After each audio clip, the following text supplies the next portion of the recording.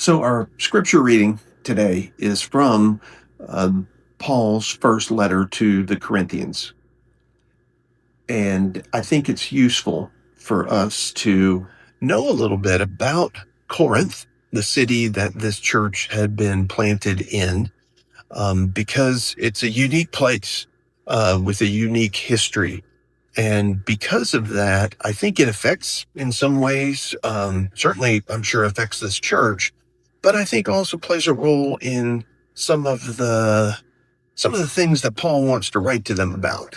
And the environment that they are in is, a factor in some of the issues that they may be having. So, Corinth sat on a strip of land about 3 miles wide. And I like to say that Corinth was sort of the Atlanta airport of the ancient world, because anyone who was on a ship in the in that part of the world would have to go through Corinth, or they had to go all the way around the Peloponnesian Peninsula. You might think of it like our Panama Canal, but there was no canal.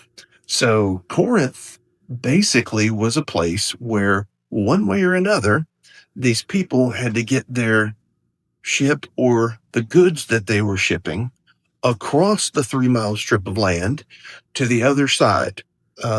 So from the Aegean Sea to the Adriatic Sea, or vice versa.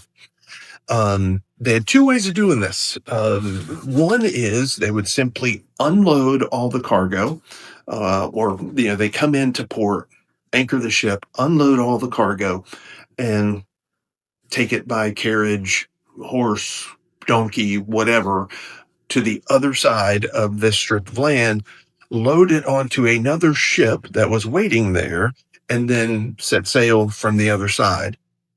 But apparently, they also had a system by which, through pulleys and rollers, they would lift the ship, the entire ship, out of the water, place it on rollers, and roll it across the strip of land to the other side, put it back in the water, and set sail from there.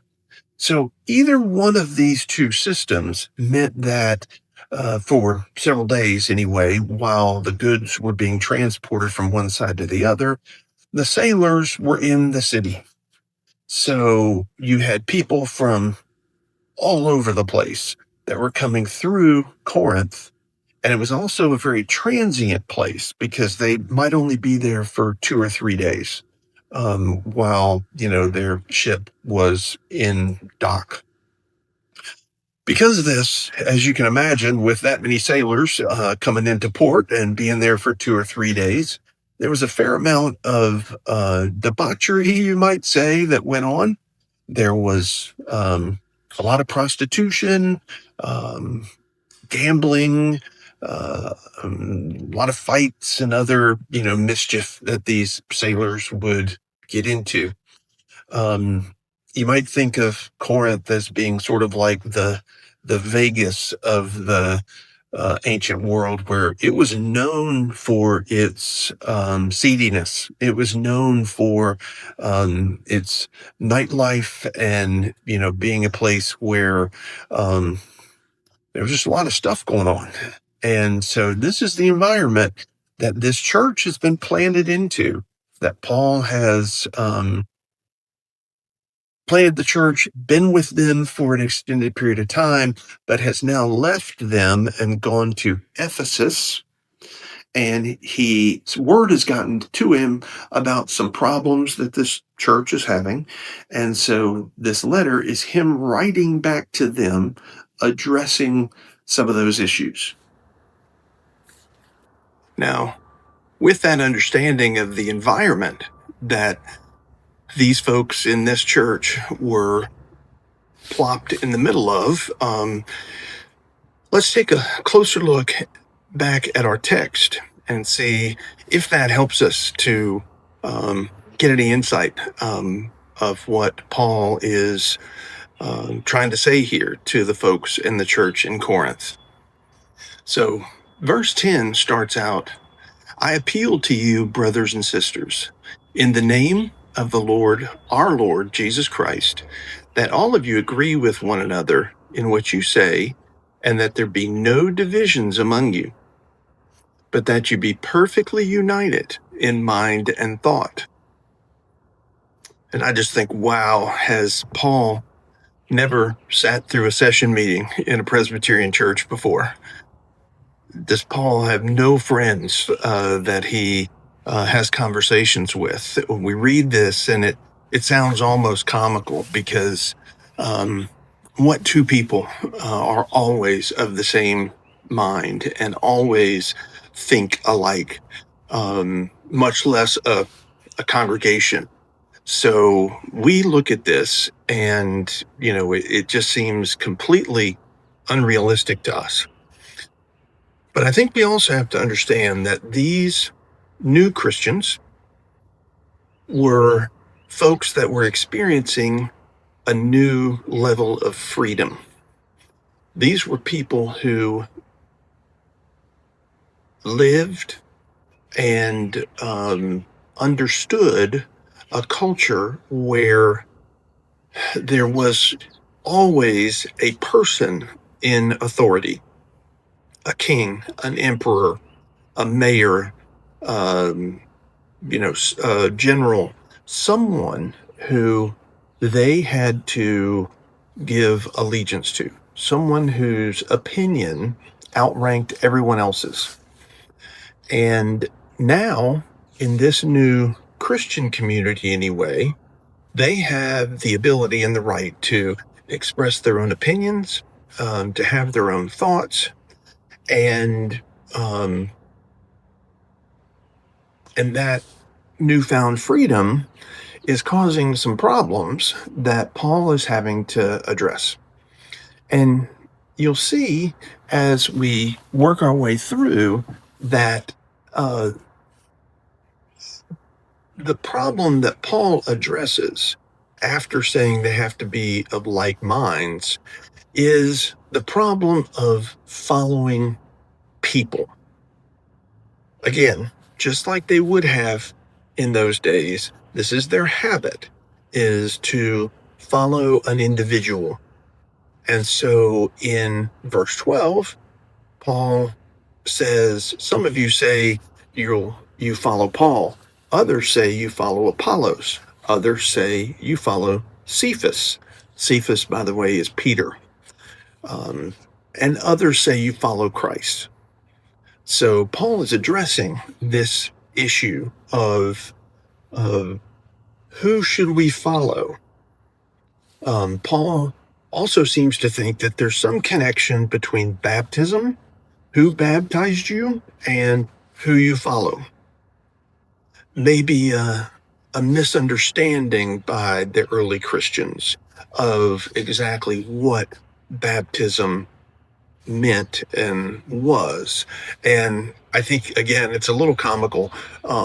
This is where I think we see that Paul almost certainly was dictating this letter. And I can just imagine poor Sosthenes or whoever was the scribe that they were having to, write as Paul was talking and thinking.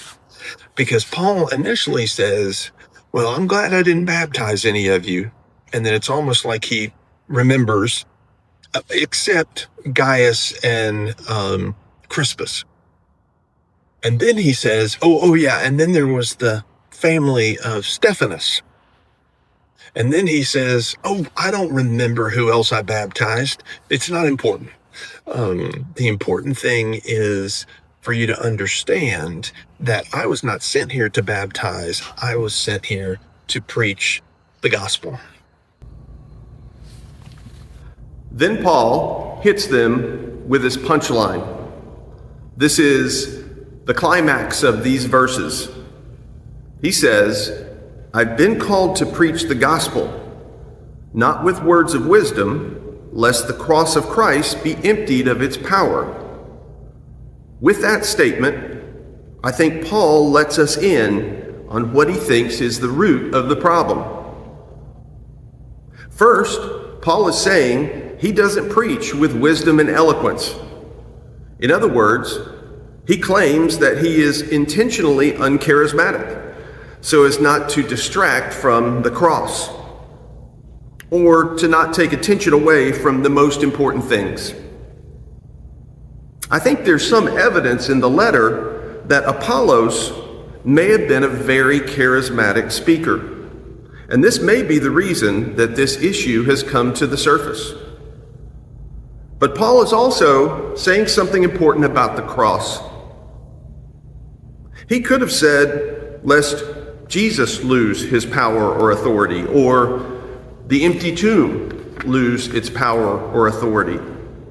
But he chooses to say the cross would be emptied of its power. Now, reading Paul's letters can be complicated, but he likes to drop little clues along the way, breadcrumbs, if you will, that lead to the particular truth that he is trying to convey. One of these clues came just before the beginning of our reading today. Back in verse 4, the first thing Paul writes after his introduction is, I always thank my God for you because of his grace given you in Christ Jesus. The power of the cross is that it's the ultimate act of grace. How can the church in Corinth be more like-minded? They need to focus on Jesus and the act of grace that the cross represents. I think this week, as we've been preparing for the mother of all ice storms, we may have experienced some moments of unusual grace ourselves. If you're like me, and this is partly PTSD from Hurricane Helene, I've spent a good bit of time and energy preparing for the worst from this storm. I can't speak for anyone but myself, but I find myself having conversations with people in line at the store or at the gas station. I've asked people questions, and I've had people tell me things about when Lowe's gets a truck in or where you could still find propane. There's been this sense of we're all in this together. All of a sudden, I find that I don't care who you voted for, or what your taste in music is, or how much money you make or don't make. We're just helping each other get through this storm the best we can. The storm has taken our focus off of trivial differences that we may have, and for the moment, we all have one thing in common. During Helene, I saw one of the best examples of grace I can remember. My neighbor across the street had a generator, and around 6:30 every morning during Helene, she hooked up her coffee pot to the generator out on her driveway and supplied coffee to the neighborhood. I learned then that providing coffee in the morning can be a powerful unifier.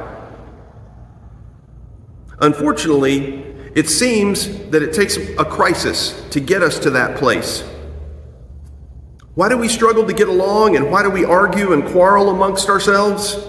According to Paul, it's because we're not very good at giving and receiving grace. As followers of Jesus, we have to constantly be checking our personal grace meter. Am I showing the people in my world the grace and love that Jesus asks us to, even when there's not a crisis? We can disagree on the color of the carpet or whether we sing traditional hymns or modern Christian music, as long as we remember that we agree on the most important thing, and that is that Jesus died on the cross for us. With that always in mind, the disagreements about the color of the carpet take their rightful place down near the bottom of our priority list. I pray that the storm isn't too severe and that everyone stays safe, but I don't mind if we remember the grace we showed and received this week as we prepared for the storm. Once we turn our focus back to following Jesus, with the same spirit of love and grace that we have in times like these. Amen.